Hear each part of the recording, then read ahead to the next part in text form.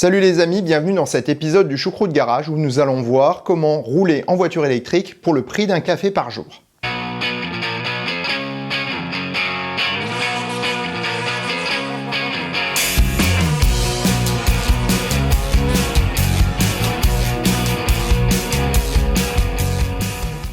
J'ai réalisé cet épisode car j'ai bien senti que certains ont été frustrés lors de mon épisode sur le coût de la Tesla Model 3 SR Plus comparé à la 508.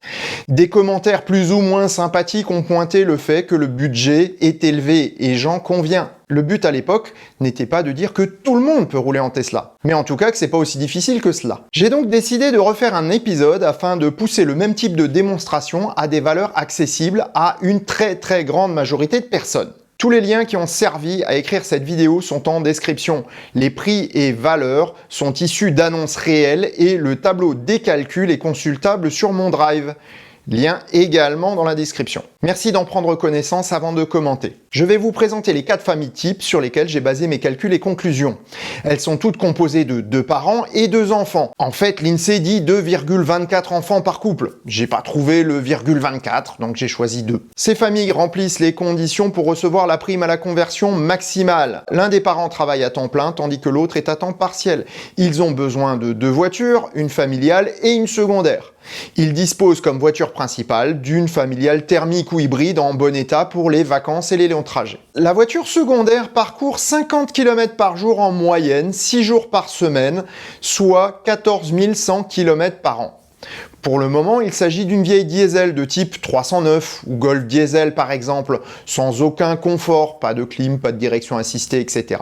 La voiture ne passe plus au contrôle technique et le garage a produit un devis de réparation de 2500 €, sans aucune garantie de ne pas avoir d'autres soucis plus tard. Nos 4 familles sont donc devant un choix à faire et les 4 auront un avis différent. Et vous aurez également un avis différent. Et je vous invite à l'étayer en récupérant la feuille de calcul sur mon Drive et en faisant vos propres calculs par rapport à votre situation à vous. Commençons par la première famille. Les Louellec habitent dans une maison bifamille en location.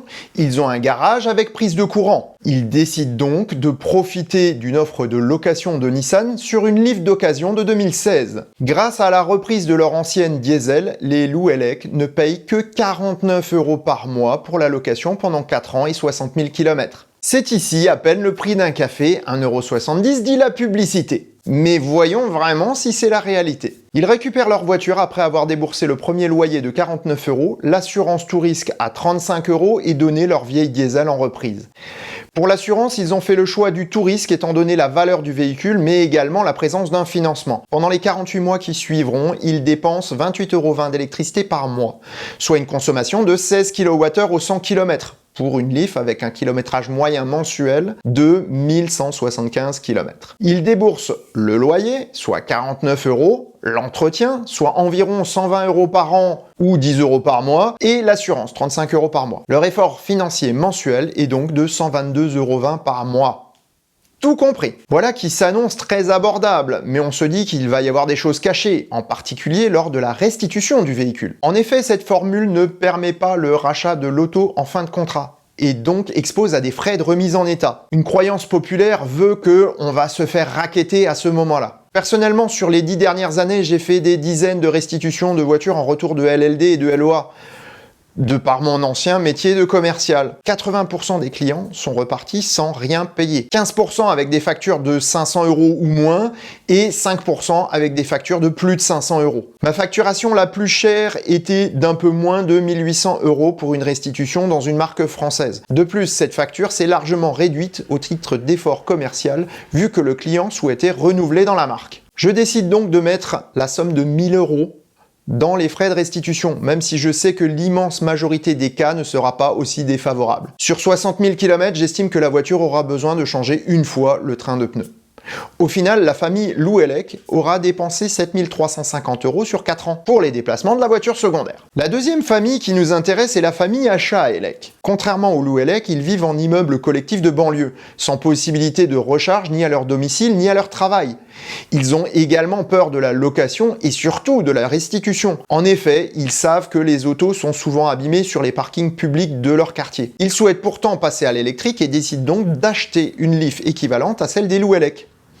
Ils bénéficient de la prime à la conversion de 5 000 € et prennent le reste à crédit sur 48 mois sans apport auprès de leur banque. Au jour de livraison, ils partent avec leur auto en ayant uniquement déboursé l'assurance. Le crédit leur coûte un peu plus de 180 € par mois.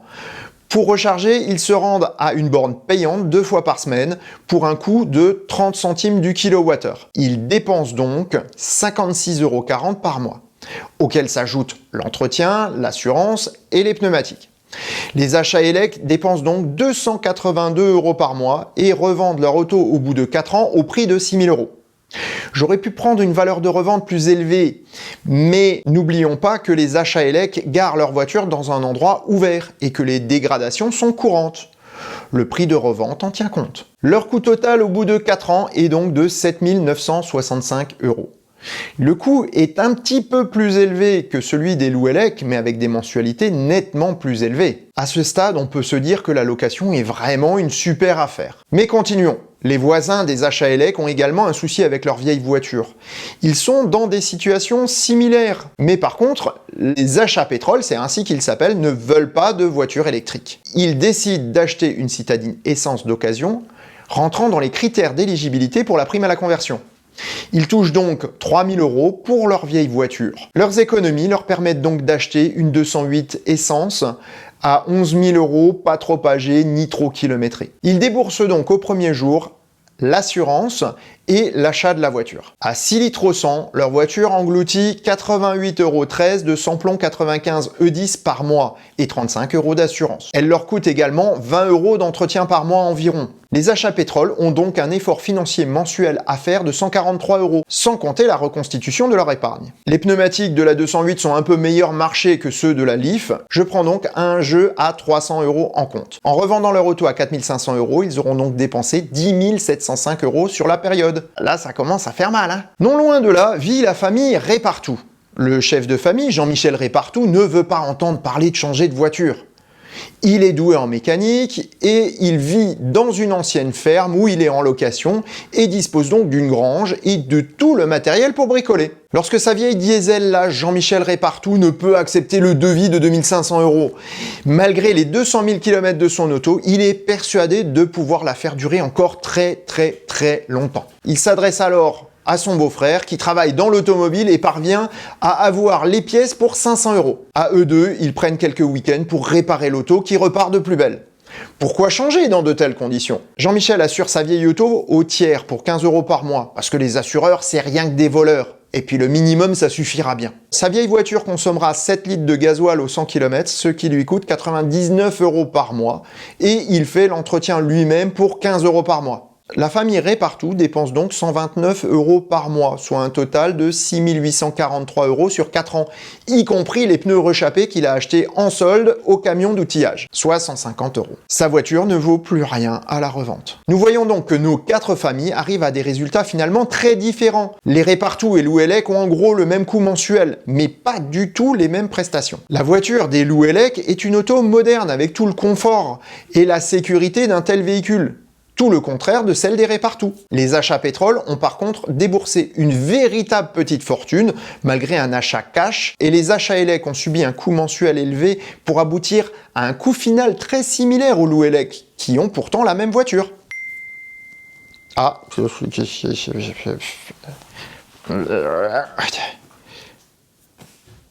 Ok. Ouais, ça se tient, ouais. Bon, en fait, ce sont les achats ELEC et achats pétrole qui regardent l'émission. Ils nous disent que s'ils ont acheté une auto, c'est pas pour la changer au bout de 4 ans. Ouais, non mais... Bon, j'aurais mieux fait de me mettre en mode avion. Hein. Ah ouais, bon, si tu le dis. Hein. C'était Jean-Michel Répartout qui me dit que sa vieille voiture fera bien encore 4 ans, et sans souci. Hein. Bon bah ok, donc on va simuler un cycle de 4 ans supplémentaire. Les loups ELEC doivent rendre obligatoirement leur voiture. La Leaf leur a bien plu et le commercial leur propose de nouveau une occasion récente en LLD. En revanche, ils n'ont plus la prime à la conversion. Ils vont donc devoir payer un peu plus cher. En simulant une LLD sans apport, ils arrivent à 165 € par mois et le vendeur leur fait grâce des 1000 € de remise en état. Le reste des chiffres reste identique. Et là, on voit que ça fait super mal cette fois-ci. Voyons pour les autres familles. Les achats élec coulent des jours heureux en profitant de leur voiture qu'ils ont fini de payer. Au bout de 8 ans, ils la revendent à 1000 € car elle est bien âgée et kilométrée. Ils dépensent 101 € par mois, soit 4302 € si on tient compte des pneumatiques et de la revente. Les achats pétrole sont dans le même cas. Leur auto est payée et fait bien son usage encore pendant 4 ans. Ils finissent par la revendre à 1000 €. Jean-Michel Répartout continue avec sa vieille diesel qui tient sans frais inattendus. Il est ravi d'avoir démontré que ses efforts lui ont fait économiser l'achat d'une nouvelle auto. Après ces 8 années, la voiture finit par lâcher définitivement et la mort dans l'âme, Jean-Michel la met à la casse. Faisons le bilan financier de ces 8 années. Les loups élec ont dépensé la plus grosse somme au final, 20 384 €, soit 7 € par jour. On est bien loin des promesses de la publicité. Ce sont toutefois les seuls à avoir bénéficié de 2 voitures récentes au lieu d'une sur la période. Les achats élec ont dépensé 12 267 €, ce qui est remarquablement bas. C'est 4,20 € par jour. On s'approche du prix d'un café. Ils ont en revanche eu des contraintes de rechargement. Si les achats pétrole n'ont pas eu ces contraintes, ils ont payé cher le côté pratique de leur essence, puisqu'elle leur a coûté 16 910 € au total, soit 5,80 € par jour. Quant à Jean-Michel Répartout, il a dépensé 13 186 € et a la fierté d'avoir eu raison de garder sa vieille guimbarde, puisqu'il a dépensé nettement moins que les autres en faisant don d'innombrables heures de bricolage pour garder sa voiture en état. Non, attendez, non, là... En fait, Jean-Michel a roulé dans une vieille guimbarde sans confort ni sécurité, passé ses moments de libre à réparer sa voiture pour qu'elle continue de rouler, tandis que les achats élec profitaient d'une glace en famille dans le parc. En effet, ces derniers ont payé 919 € de moins sur la période en ayant roulé avec une voiture moderne, confortable et sécurisante. Ah. Excusez-moi. Oui ? Ouais, ok, je le note. Et pour le financement ? Ok. Ouais, c'est super. Merci de m'avoir prévenu, je vais leur dire. Alors, c'était Jean-Michel Répartout. Il a changé d'avis. Il me dit qu'après tout, il peut recharger à la maison, donc il ne voit pas d'inconvénient en rouler en voiture électrique finalement. Par contre, comme il n'a pas le budget des achats élec pour le mensuel, il se tourne vers une Peugeot Ion parce que son beau-frère vient de lui dire qu'ils en ont une à 9 990 € au garage où il travaille. Avec la prime à la conversion, il ne lui reste que 4 990 € à débourser et sa belle-mère lui propose de lui faire un crédit familial gratuit qu'il remboursera sur 4 ans. Il décide également qu'une auto récente mérite une assurance tout risque. L'électricité va lui coûter 22 € par mois grâce à la consommation très faible de la petite Peugeot, 12,5 kWh au 100 km, et l'entretien sera réduit au minimum. Il préfère également prendre des pneus neufs lorsqu'il s'agira de les changer. Il dépense donc maintenant 171 € par mois, soit 5 543 € sur 4 ans, en tenant compte de la valeur résiduelle de revente de 3 000 €. Si le coût mensuel n'est pas le plus bas, les Répartout sont les champions du coût total le plus bas. Vous noterez d'ailleurs que j'ai bien marqué valeur résiduelle dans le tableau et non valeur de revente, parce que il est très improbable que Jean-Michel Répartout change sa voiture alors qu'elle est encore en bon état. Voyons donc ce que cela donne sur les 4 années suivantes. La belle-mère est remboursée et le coût d'utilisation de la voiture est ridiculement faible.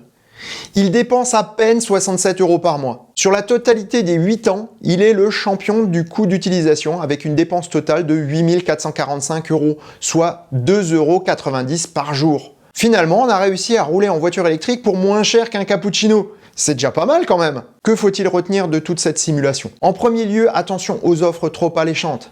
Elles cachent souvent un report des coûts ou des coûts cachés. À moins d'être un peu juste financièrement et de vouloir une mensualité très basse, ou de vouloir changer de voiture régulièrement tous les 4 ans, évitez la LLD. Si vous êtes dans une telle situation, pensez à la LOA si le taux est intéressant, parce que vous pourrez décider du rachat de la voiture à la fin éventuellement, et rebondir avec un coût intermédiaire entre celui de l'achat et de la location. Deuxièmement, la pire erreur à faire dans la situation de nos familles est d'acheter une auto thermique. En effet, les achats pétrole ont dépensé plus de 4 500 € de trop pour leur déplacement, ce qui est loin d'être négligeable. On voit ici que l'achat d'une voiture électrique d'occasion avec la prime à la conversion actuelle est la solution pour profiter au mieux des offres, et de loin. Les détracteurs me diront que oui, s'il n'y a pas les offres d'État, c'est plus du tout pareil. En fait, c'est toujours pareil. Sauf que la différence est un peu moindre. Si on compare les achats pétrole et les achats élec, et qu'on ajoute le coût total des primes à la conversion qu'ils ont perçues, la différence reste de 2643 €. Certains diront, comme Jean-Michel Répartout, que les autos modernes sont plus chères à réparer. C'est vrai. Mais étant plus récentes et moins usées, elles demandent moins de réparation. D'ailleurs, notre bon Jean-Michel a changé d'avis, mais en suivant quel raisonnement ? En bon mécanicien, il sait qu'une vieille auto demande beaucoup d'entretien et de petites attentions qui, mises bout à bout, coûtent finalement cher. Et en plus, qui sont chronophages. En changeant de voiture pour la Ion, il économise 4 741 €, soit largement de quoi couvrir le risque d'une grosse panne. De plus, il va rouler dans une voiture confortable, sécurisée et peut profiter de sa famille pendant les week-ends. Et ça n'a pas de prix. Et ce sera ma conclusion du jour. Et sur ces bonnes paroles, je vous souhaite bonne route, portez-vous bien et à bientôt. Salut! Si ça te plaît, mets un pouce bleu. Si ça te plaît vraiment, abonne-toi, clique sur la petite cloche. Et si ça te plaît vraiment, eh ben partage partout ce que tu peux. Merci!